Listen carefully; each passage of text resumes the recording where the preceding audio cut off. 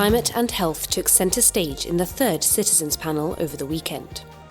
200 citizens of all ages from every EU country shared ideas on a global strategy to face climate change, like using alternative energy sources, greener transport, and involving all levels of society.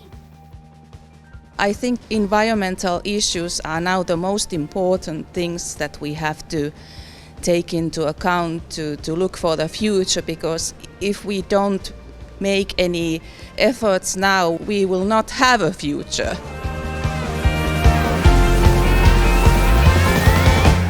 They also discussed a joint EU approach to healthcare, ways to promote mental health, how to care for an ageing population, and access to reproductive health for all. Further merging our efforts towards providing accessibility to healthcare from one corner of Europe to the other, I think this sounds like a goal.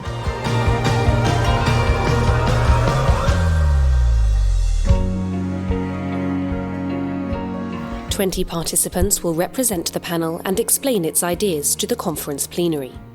Proposals made by the panels will help shape the conference's recommendations in spring 2022.